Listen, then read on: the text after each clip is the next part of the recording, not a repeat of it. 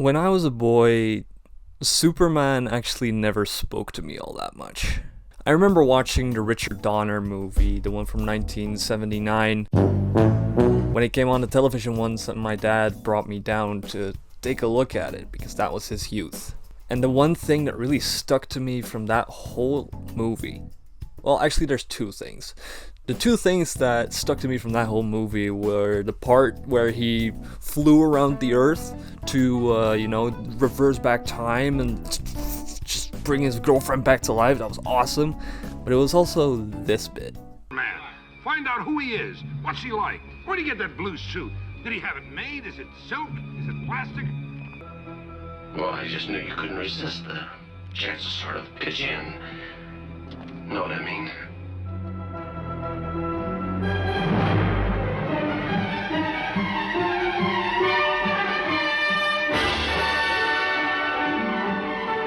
Now, I've never been one to go, oh, this is old and thus it's bad. But I still cannot quite place why it was that particular moment in a movie that otherwise actually holds up surprisingly well, that actually stuck with an 8-year-old me. And similarly, outside of all the corny dialogue and cool action sequences in the Raimi Spider-Man movies, it was actually the bits with J. Jonah Jameson in the Daily Bugle that made the most impact on me. You know, the moment when the Green Goblin goes, "Who's the photographer who takes the pictures of Spider-Man?" And then Jameson goes like, "I don't know, stuff comes into the mail." Or when he explains the difference between slander and libel to Peter. Slander is spoken. In print, it's libel. That was something that really stuck in my brain, even when I watched those movies at a really, really young age. But these movies really did make an impact on me, even when I was a little kid. Now, me personally, when I was in high school, I was taught that journalism is a controlling act. Journalists control the government. They see what they do, they see what any ruling party really does, and they report that back to the people. It's like a controlling power that watches what the moves that any ruling party makes and puts that into terms that the general populace can also understand so that they know what that means for them. Honestly, it's kind of like Watch Dogs 2 in that regard. It's a really out there pick, but honestly that game also does a lot with vigilantism and a group of admittedly outside of the law hackers who go into big tech corporations and expose the truth of what they're doing to the populace. And also, one of the characters has such a cool mask that I really wanted to own as a teenager, but that's not really relevant at the moment. Because it's easy to say that superheroes have journalistic tendencies because it gets them close to the action, which makes sense. You know, if Peter Parker is working in a lab, then for Spider-Man to consistently be able to go out, then I don't know, the lab has to blow up every week or every day or something. But if he's a journalist, or at least, you know, taking photographs for the Daily Bugle, then he has a reason to go out and seek out the dangers, seek out the adventure, and fill a comic book with pages every week. So it's pretty genius to say, oh yeah, Peter Parker has a hobby in photography and he's broke all the time, so yeah, of course he's gonna take pictures for the Daily Bugle and work for Darth Vader with a cigar. But these story-relevant reasons for a character to be doing some form of journalism is kind of funky at some points. But also, for a long time, it seems like writers actually did want to say something with including the act of journalism in their comic books. They actually wanted to say something about the profession and what it does, what it means. For example, look at a bunch of Daredevil stories that contain the character of Ben Urich, who's also in the Netflix Daredevil show, and he's also a reporter. And one of the conflicts that he faces in the comics from time to time is that he needs or goes to kill a story purely because actually running it through the paper would probably jeopardize his safety and the safety of his loved ones. Which once again is also one of those things that the show that ran from 2015 to 2019 just nailed completely. Swear to God, that show has such a good depiction of journalism in comic book media that I just gotta love it. You just gotta love it. Ben Urich is really committed to finding the truth, but at the same time, when he finds that truth, it also immediately shows how that can also bite you in the ass later. I'm here to kill you. Another viewpoint on journalism in comic book media is the framing of it. Because if you know, our superhero, who we know does good, is also a journalist that kind of also reflects on journalism as something that is a good thing. It's like the subtext is literally telling us, yeah, him chasing them stories is exactly what he needs to do and is also good for everyone. For example, I was reading this volume of The Question earlier by Dennis O'Neil. The first issue of this run literally shows The Question beating up some gang members to obtain a tape that then lets him prove on live television as his reporter self, Vic Sage, that the mayor of his city is corrupt. The first words on the blurb of this specific volume literally say that Vic Sage is an investigative reporter. And while the story doesn't fully show all of his duties as a journalist, the superheroism kind of substitutes that. That's kind of how it went in comics back in the day.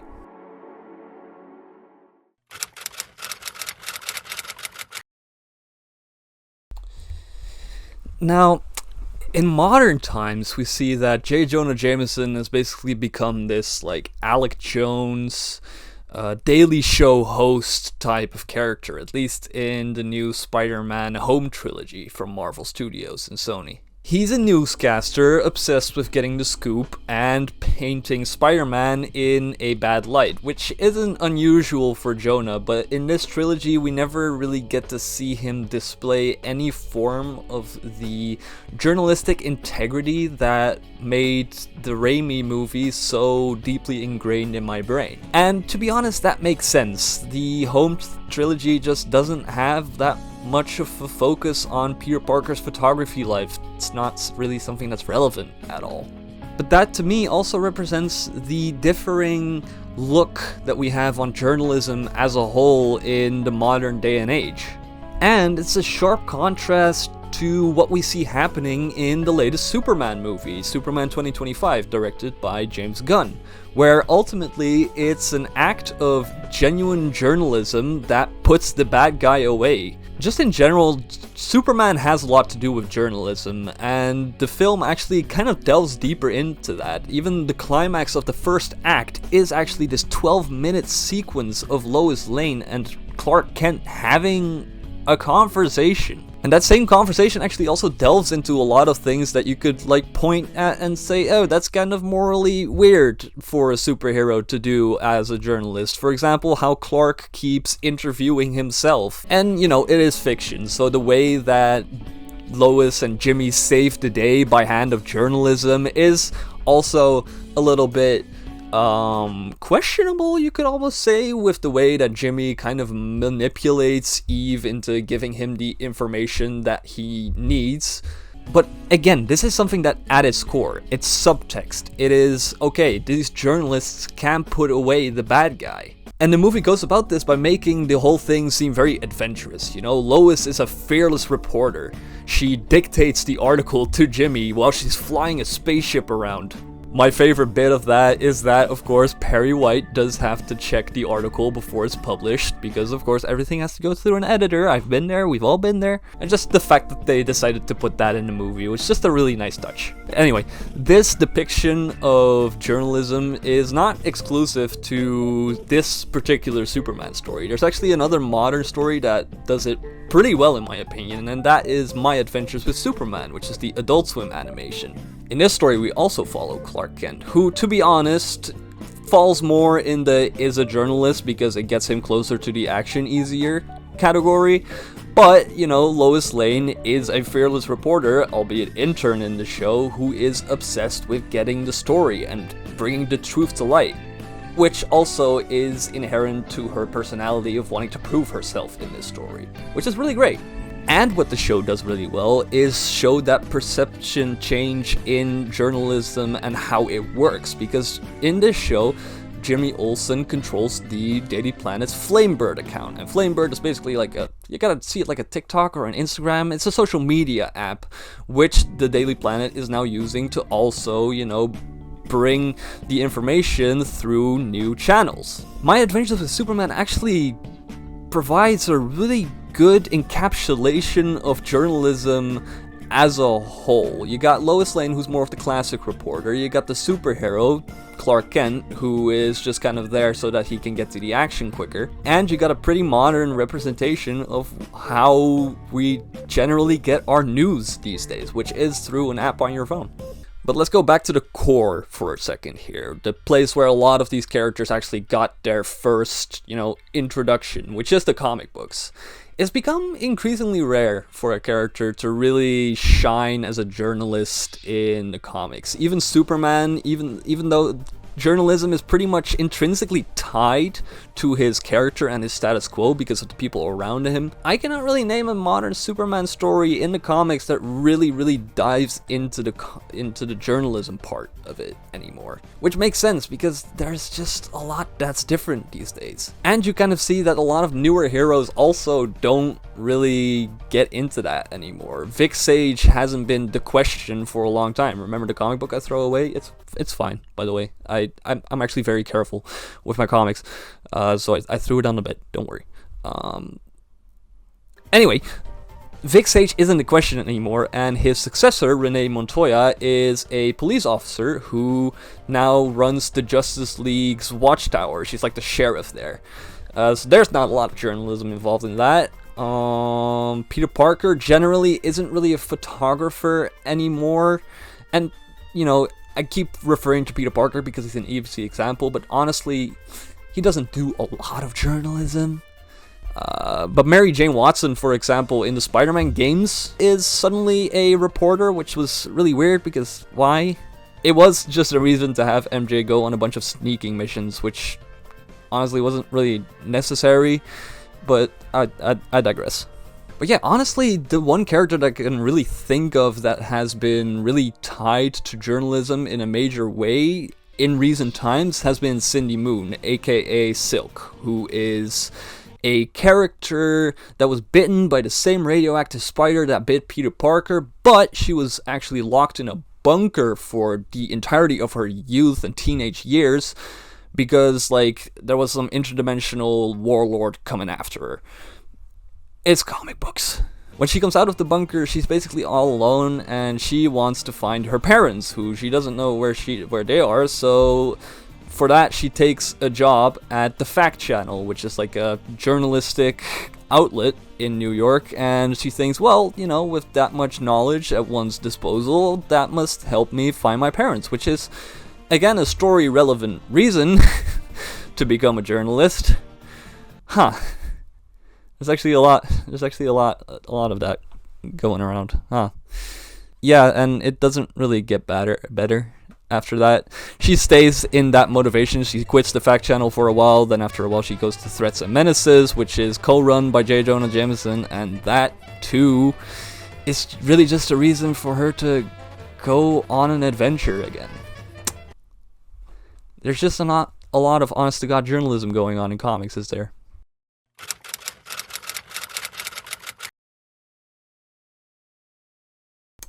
Now, Spider-Man adjacent stories do tend to dabble in the journalistic part of his life anymore, because even though Peter Parker barely picks up the camera anymore, there are some writers like Chip Zdarsky who are still interested in elements of that part of his life.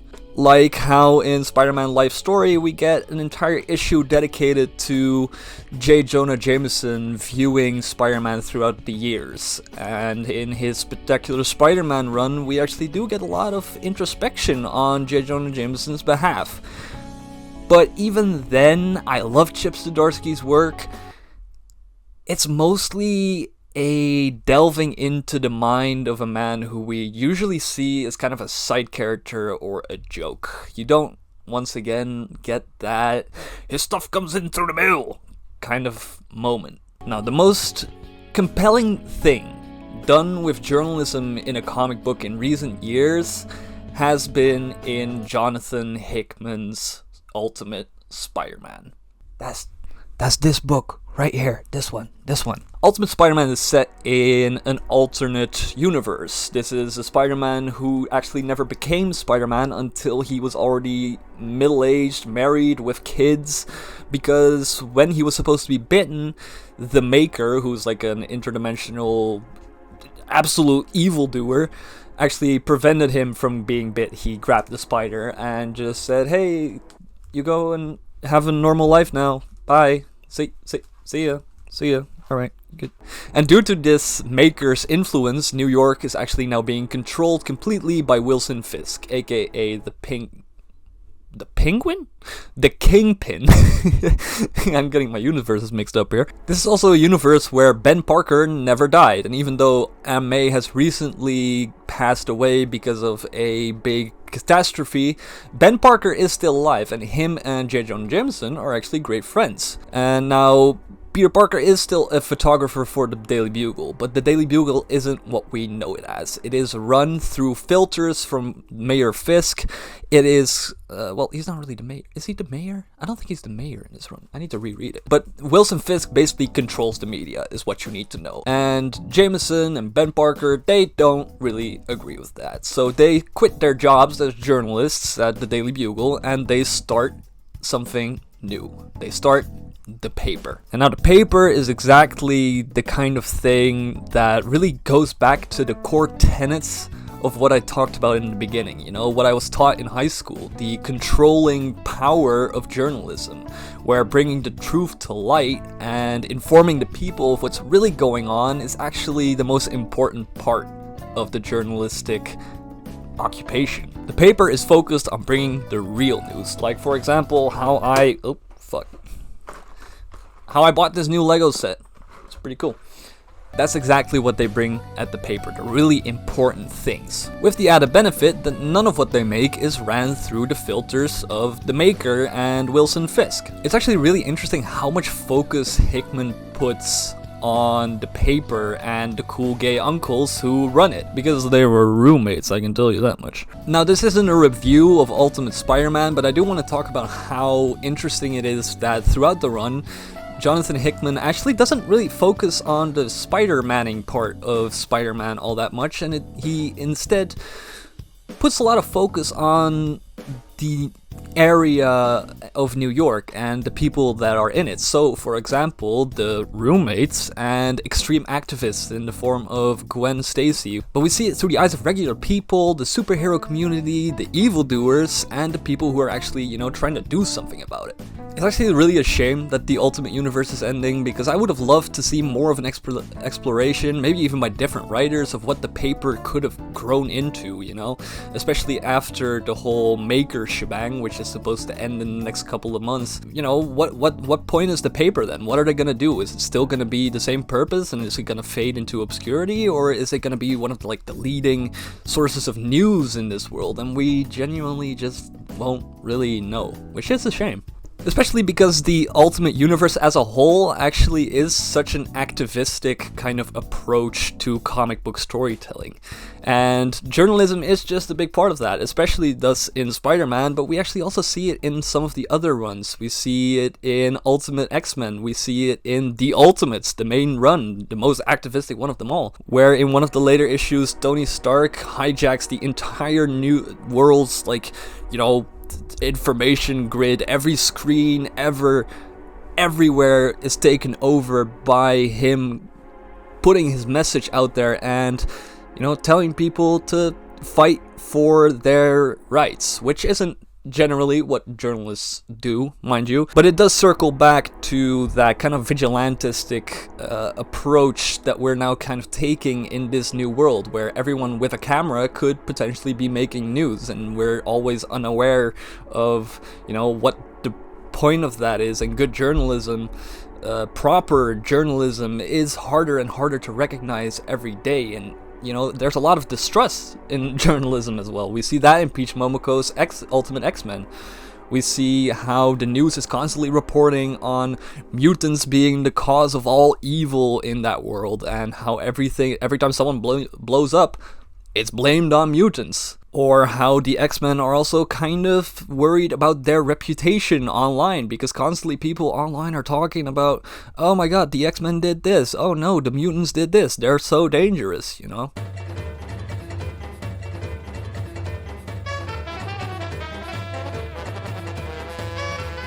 It just mirrors what we see in the real world, where people are afraid to trust real journalists because they're not sure of if they're even speaking the truth, if they're a cog in a machine, like the Daily Bugle is for the maker. And we can't really find many platforms like the paper or something. Because what is prevalent in our hands, which I'm recording this on mine, but like our phones, that's where we see a lot of the news and stuff, and that's where we go on social media. We get updated on everything that's happening in the world, be it good or bad, and that's what shapes our opinions now. Not really the papers or genuine journalism.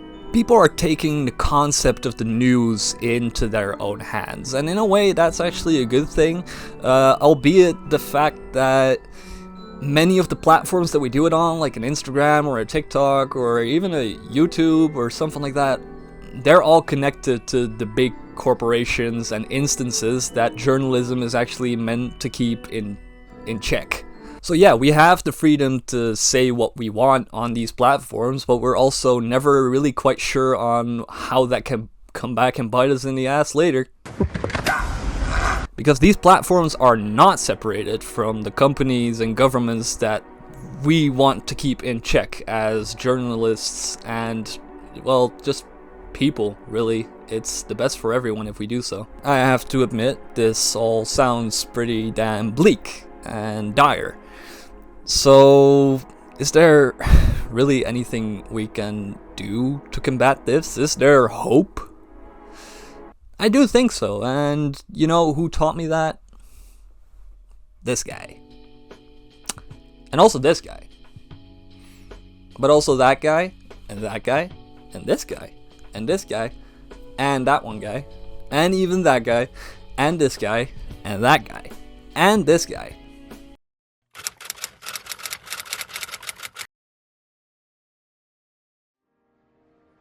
What makes a superhero?